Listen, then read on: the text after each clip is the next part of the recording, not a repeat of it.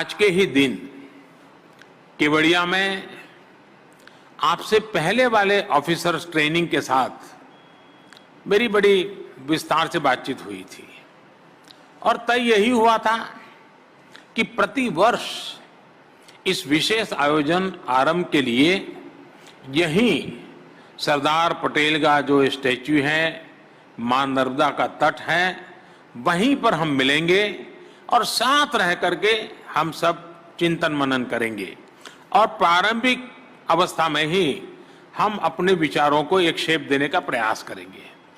लेकिन कोरोना की वजह से इस बार ये संभव नहीं हो पाया है। इस बार आप सब मसूरी में हैं, वर्चुअल तरीके से जुड़े हुए हैं।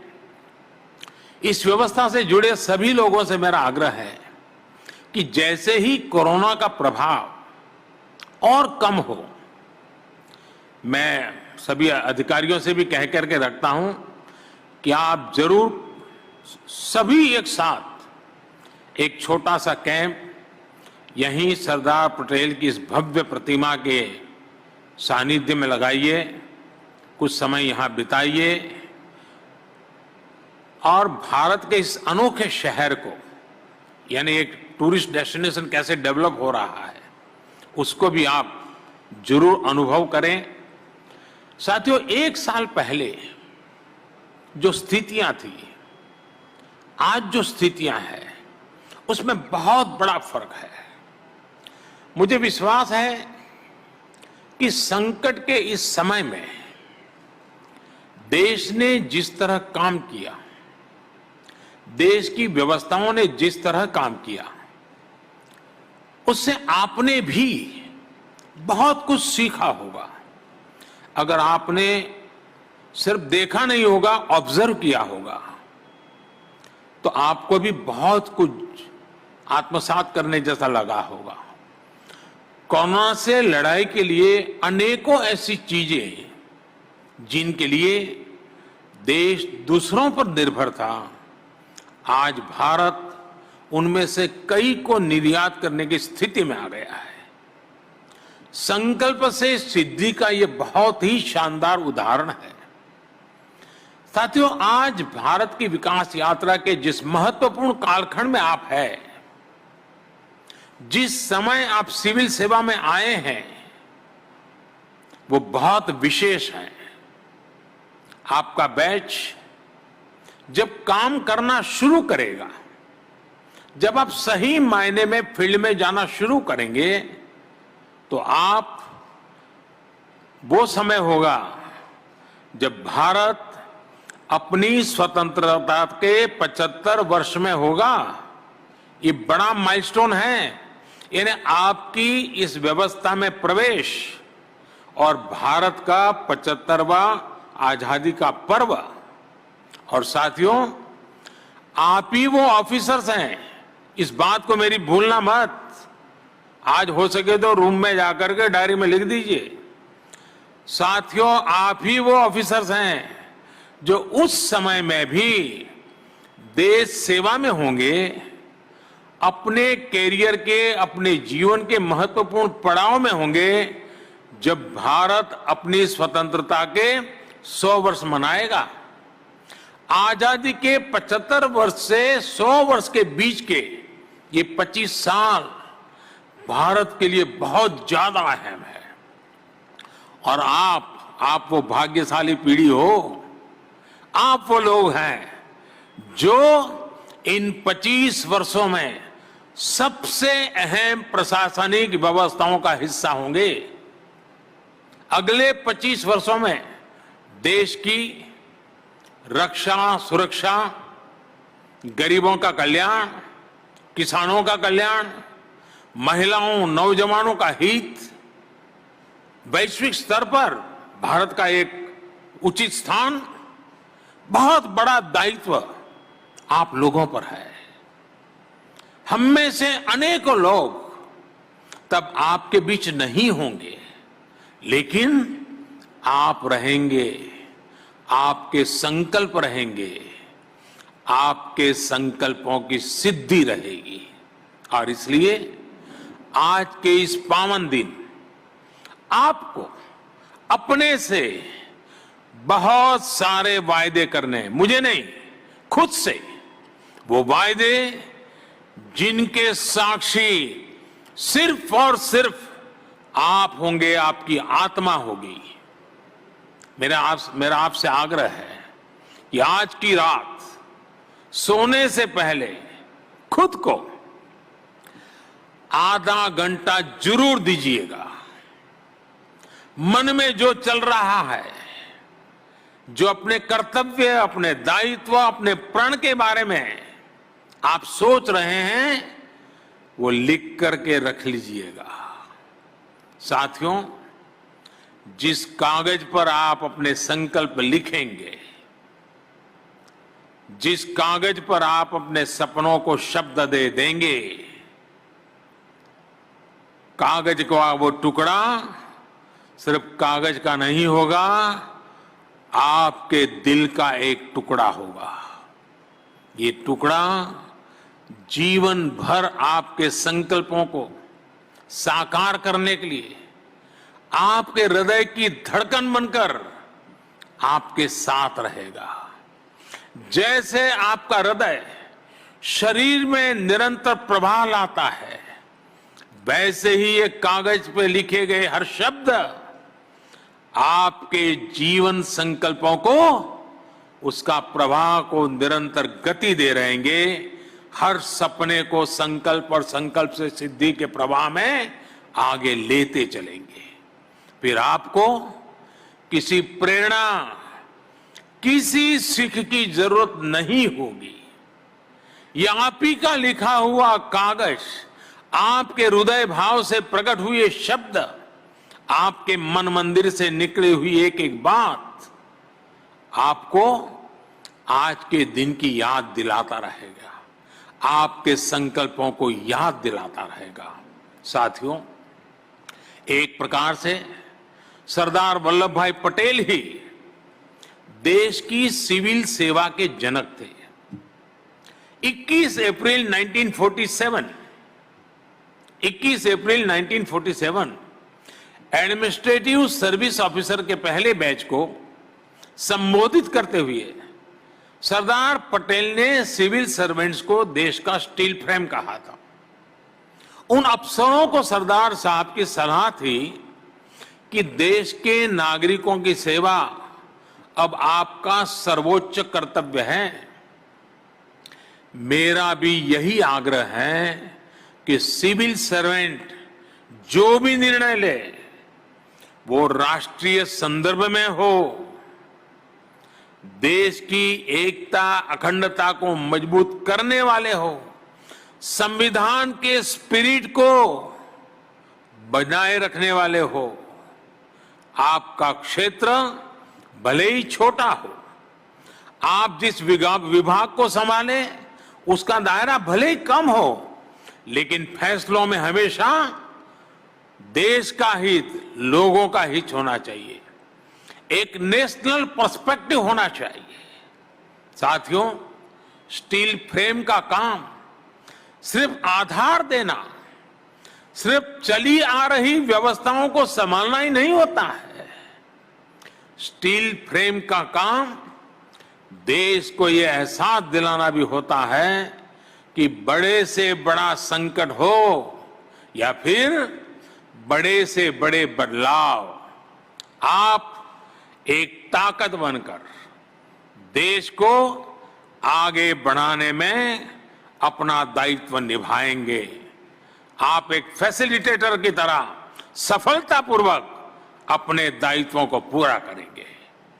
फील्ड में जाने के बाद, तरह तरह के लोगों से गिरने के बाद, आपको अपनी इस भूमिका को निरंतर स्मरण रखना है।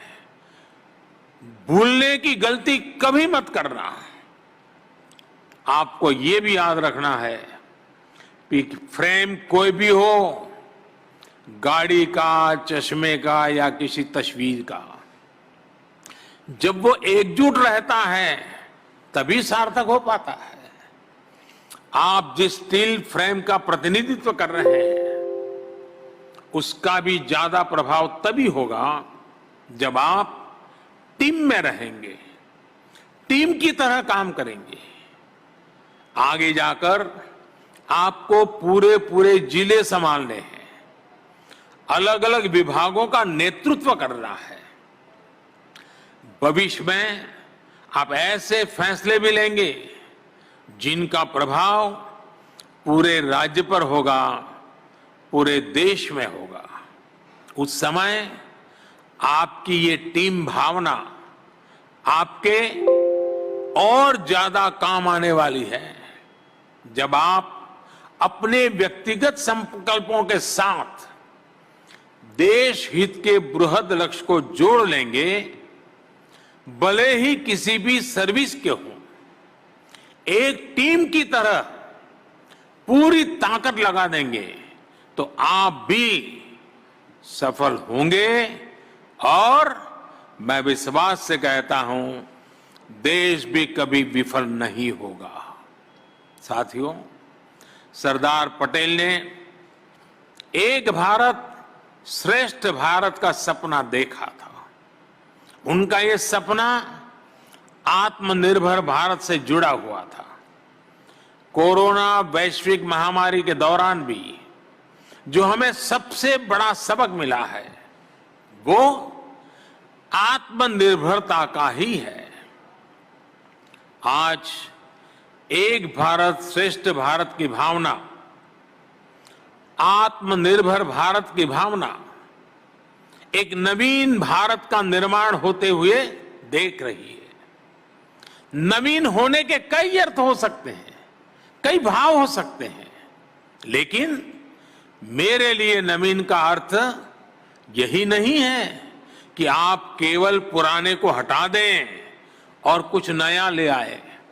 मेरे लिए नवीन का अर्थ है कायाकल्प करना, क्रिएटिव होना, फ्रेश होना, एनर्जेटिक होना। मेरे लिए नवीन होने का अर्थ है जो पुराना है उसे और अधिक प्रासंगिक बनाना, जो कालबाह्य है उसे छोड़ते चले जाना। छोड़ने के लिए भी साहस लगता है। और इसलिए आज नवीन, श्रेष्ठ और आत्मनिर्भर भारत बनाने के लिए क्या जरूरतें हैं वो आपके माध्यम से कैसे पूरी होगी, इस पर आपको निरंतर मंथन करना होगा। साथियों, ये बात सही है कि आत्मनिर्भर भारत के लक्ष्य को पूरा करने के लिए हमें साइंस एंड टेक्नोलॉजी की जरूरत है, रिसोर्सेज और फाइनेंसेस की जरूरत है। लेकिन महत्वपूर्ण ये भी है कि इस विजन को पूरा करने के लिए एक सिविल सर्वेंट के तौर पर आपका रोल क्या होगा। जन आकांक्षाओं की पूर्ति में, अपने काम की क्वालिटी में, स्पीड में आपको देश के इस लक्ष्य का 24 घंटे ध्यान रखना होगा। साथियों, देश में नए परिवर्तन के लिए, नए लक्ष्यों की प्राप्ति के लिए नए मार्ग और नए तौर तरीके अपनाने के लिए बहुत बड़ी भूमिका ट्रेनिंग की होती है, स्किल सेट के डेवलपमेंट की होती है।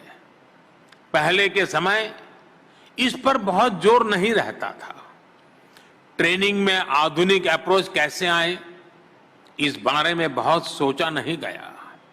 लेकिन अब देश में ह्यूमन रिसोर्स की सही और आधुनिक ट्रेनिंग पर भी बहुत जोर दिया जा रहा है। आपने खुद भी देखा है कि कैसे बीते 2-3 वर्षों में ही सिविल सर्वेंट्स की ट्रेनिंग का स्वरूप बहुत बदल गया है। ये आरंभ सिर्फ आरंभ नहीं है, एक प्रतीक भी है और एक नई परंपरा भी है। ऐसे ही सरकार ने कुछ दिन पहले एक और अभियान शुरू किया है, मिशन कर्मयोगी।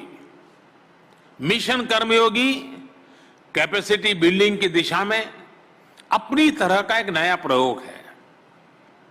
इस मिशन के जरिए सरकारी कर्मचारियों को उनकी सोच, अप्रोच को आधुनिक बनाना है, उनका स्किल सेट सुधारना है, उन्हें कर्मयोगी बनने का अवसर देना है।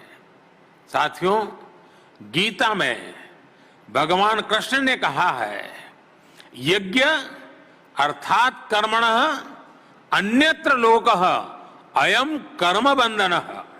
अर्थात यज्ञ यानी सेवा के अलावा स्वार्थ के लिए किए गए काम कर्तव्य नहीं होते, वो उल्टा हमें ही बांधने वाला काम होता है।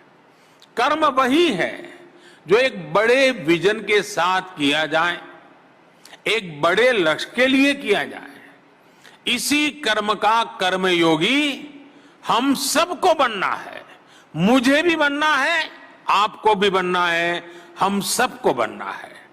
साथियों, आप सभी जिस बड़े और लंबे सफर पर निकल रहे हैं, उसमें रूल्स का बहुत योगदान है, लेकिन इसके साथ ही आपको रोल पर भी बहुत ज्यादा फोकस करना है।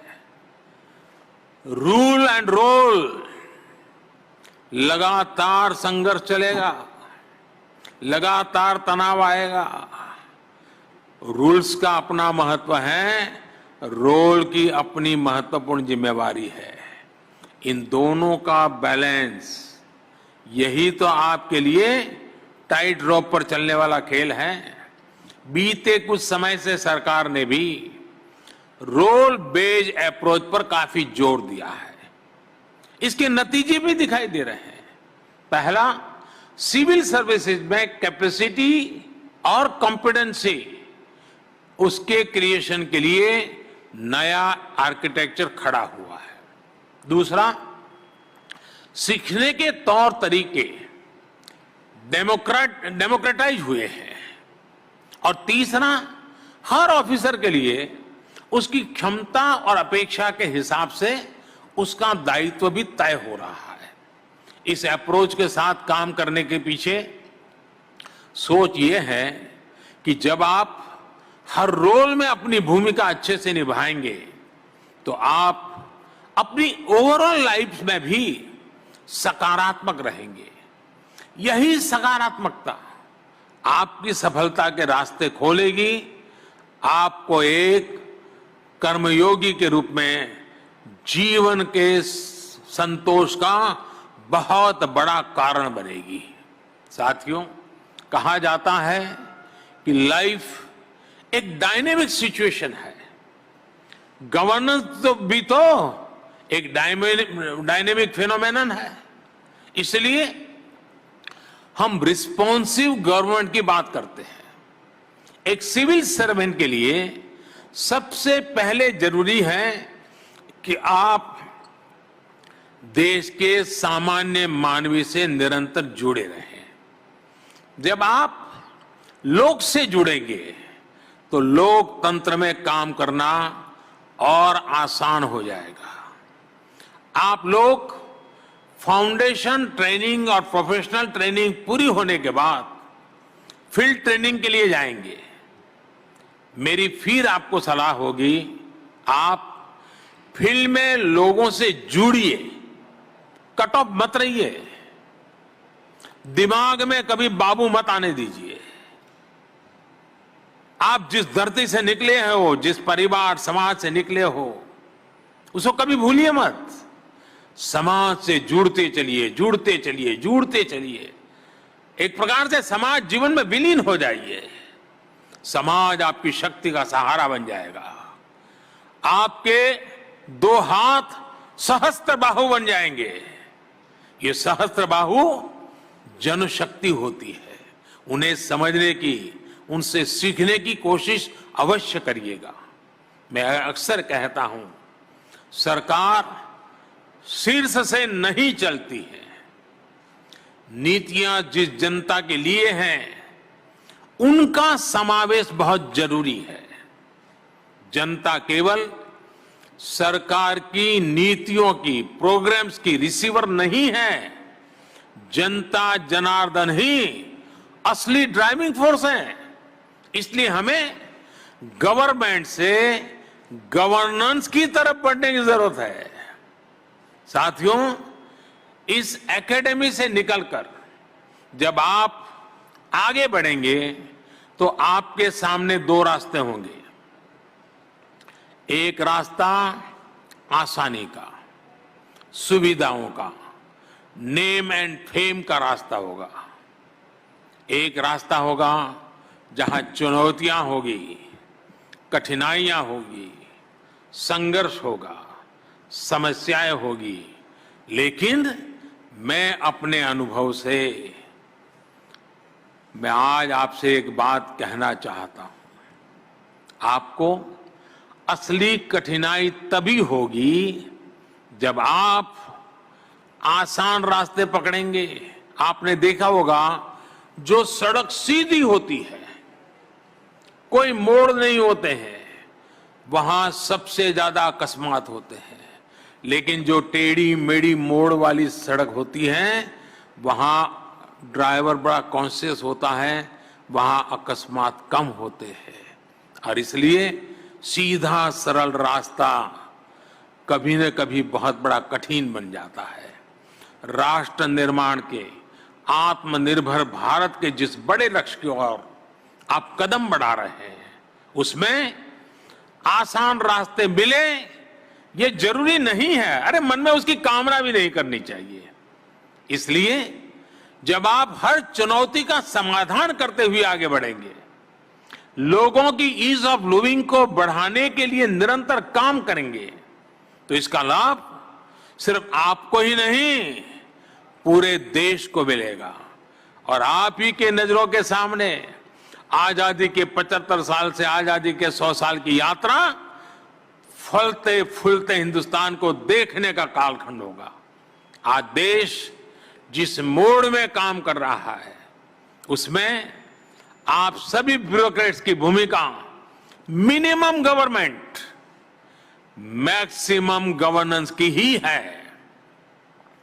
आपको यह सुनिश्चित करना है कि नागरिकों के जीवन में आपका दखल कैसे कम हो, सामान्य मानवी का सशक्तिकरण कैसे हो।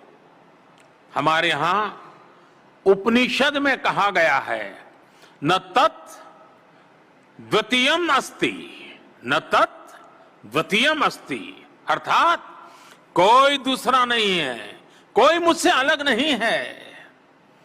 जो भी काम करिए, जिस किसी के लिए भी करिए, अपना समझकर करिए। और मैं अपने अनुभव से ही कहूंगा कि जब आप अपने विभाग को, सामान्य जनों को अपना परिवार समझकर काम करेंगे, तो आपको कभी थकान नहीं होगी। हमेशा आप नई ऊर्जा से भरे रहेंगे। साथियों, फील्ड पोस्टिंग के दौरान हम ये भी देखते हैं कि अफसरों की पहचान इस बात से बनती है कि वो एक्स्ट्रा क्या कर रहा है, जो चलता रहता है उसमें अलग क्या कर रहा है। आप भी फील्ड में फाइलों से बाहर निकल करके, रूटीन से अलग हटकर अपने क्षेत्र के विकास के लिए, लोगों के लिए जो भी करेंगे, उसका प्रभाव अलग होगा, उसका परिणाम अलग होगा। अगर उदाहरण के तौर पर देखें, आप जिन जिलों में ब्लॉक्स में काम करेंगे, वहां कई ऐसी चीजें होगी, कई ऐसे प्रोडक्ट्स होंगे जिनमें एक ग्लोबल पोटेंशियल होगा। लेकिन उन प्रोडक्ट्स को, उन आर्ट्स को, उनके आर्टिस्ट को ग्लोबल होने के लिए लोकल सपोर्ट की जरूरत है। ये सपोर्ट आपको ही करना होगा, ये विजन आपको ही देना होगा। इसी तरह आप किसी एक लोकल इनोवेटर की तलाश करके उसके काम में एक साथी की तरह उसकी मदद कर सकते हैं। हो सकता है आपके सहयोग से वो इनोवेशन समाज के लिए बहुत बड़े योगदान के रूप में सामने आ जाए। वैसे मैं जानता हूं कि आप सोच रहे होंगे कि सब कर तो लेंगे, लेकिन बीच में ट्रांसफर हो गया तो क्या होगा। मैंने जो टीम भावना की बात शुरू में की थी ना, वो इसीलिए ही थी।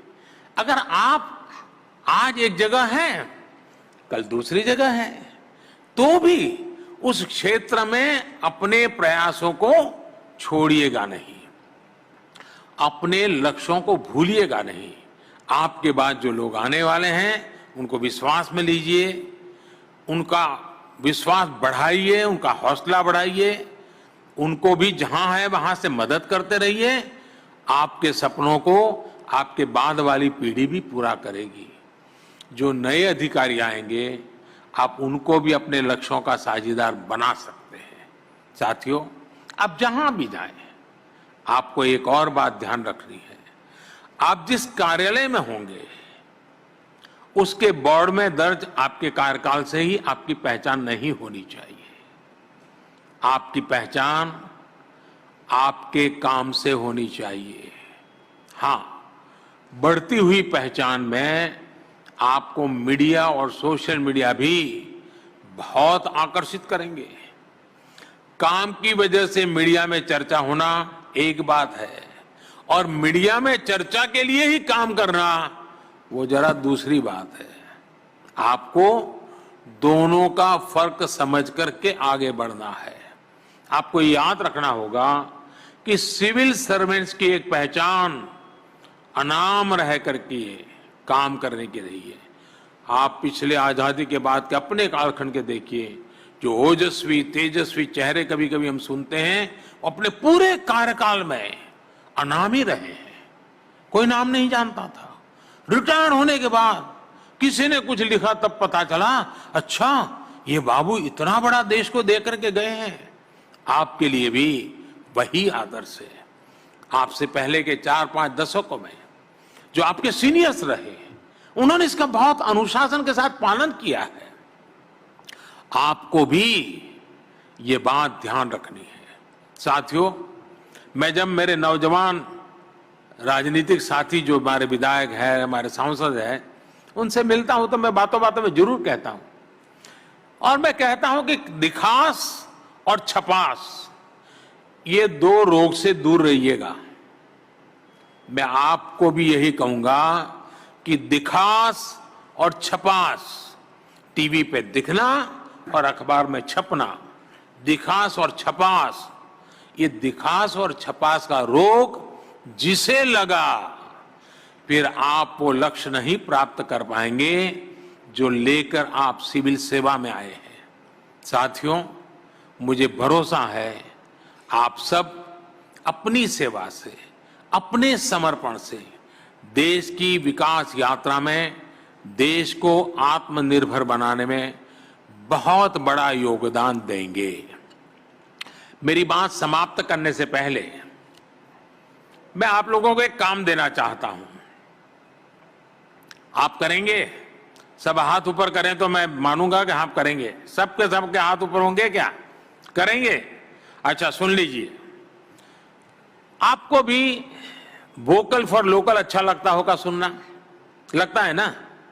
पक्का लगता होगा।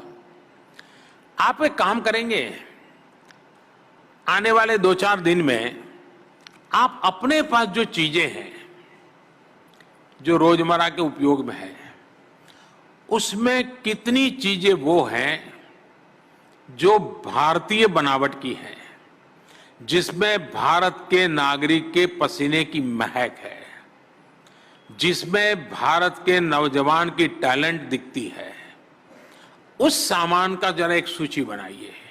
और दूसरी वो सूची बनाइए कि आपके जूतों से लेकर के सर के बाल तक क्या क्या क्या क्या विदेशी चीजें आपके कमरे में हैं, आपकी बैग में हैं, क्या क्या आप उपयोग करते हैं, जरा देखिए और मन में तय कीजिए कि ये जो बिल्कुल अनिवार्य है, जो भारत में आज उपलब्ध नहीं है, संभव नहीं है, जिसको रखना पड़े मैं मान सकता हूं, लेकिन ये 50 में से 30 चीजें ऐसी हैं वो तो मेरे लोकल अवेलेबल है।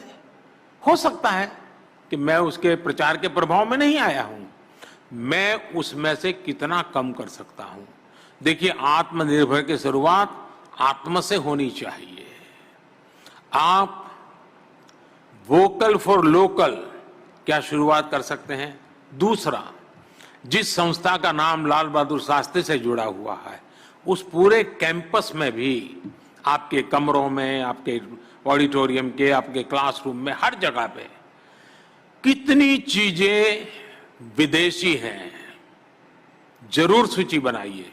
और आप सोचिए कि हम जो देश को आगे बढ़ाने के लिए आए हैं, जहां से देश को आगे बढ़ाने वाली एक पूरी पीढ़ी तैयार होती है, जहां बीज धारण किया जाता है, क्या उस जगह पर भी वोकल फॉर लोकल ये हमारी जीवनचर्या का हिस्सा है कि नहीं है? आप देखिए, आपको मजा आएगा। मैं ये नहीं कहता हूं आपके साथी को भी आप ये रहस्य खोलिए, खुद के लिए है। आपको देखिए, आपने बिना कारण ऐसी ऐसी चीजें आपके पास पड़ी होगी जो हिंदुस्तान की होने के बाद भी आपने बाहर की ले ली है, आपको पता भी नहीं है बाहर की है। देखिए, भारत को आत्मनिर्भर बनाने के लिए हम सब ने आत्म से शुरू कर करके देश को आत्मनिर्भर बनाना है। मेरे प्यारे साथियों, मेरे नौजवान साथियों, देश को आजादी के 100 साल, आजादी के 100 साल के सपने, आजादी के 100 साल के संकल्प, आजादी की आने वाली पीढ़ियां, उनको आपके हाथ में देश सुपुर्द कर रहा है। देश आपके हाथ में आने वाले 25-35 साल आपको सुपुर्द कर रहा है। इतनी बड़ी भेंट आपको मिल रही है, आप उसको बड़ी जीवन का एक अहोभाग्य मान करके अपने हाथ में लीजिए, अपने कर कमलों में लीजिए, कर्मयोगी का भाव जगाइए। कर्मयोग के रास्ते पर चलने के लिए आप आगे बढ़िए। इसी शुभकामनाओं के साथ आप सभी को एक बार बहुत बहुत बधाई देता हूं। मैं आपका बहुत बहुत धन्यवाद करता हूं और मैं आपको विश्वास दिलाता हूं, मैं प्रति पल आपके साथ हूं, मैं पल पल आपके साथ हूं। जब भी जरूरत पड़े आप मेरा दरवाजा खटखटा सकते हैं।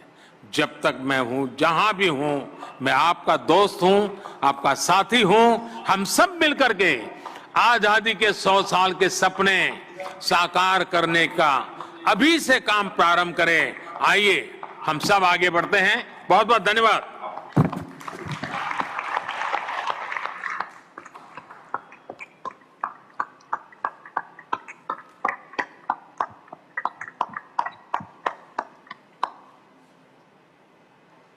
बहुत बहुत धन्यवाद माननीय प्रधानमंत्री जी। आपकी इंस्पिरेशनल स्पीच के साथ हम लाल बहादुर शास्त्री में पूर्णतः local products, vocal for local को लाल बहादुर शास्त्री से ही उसकी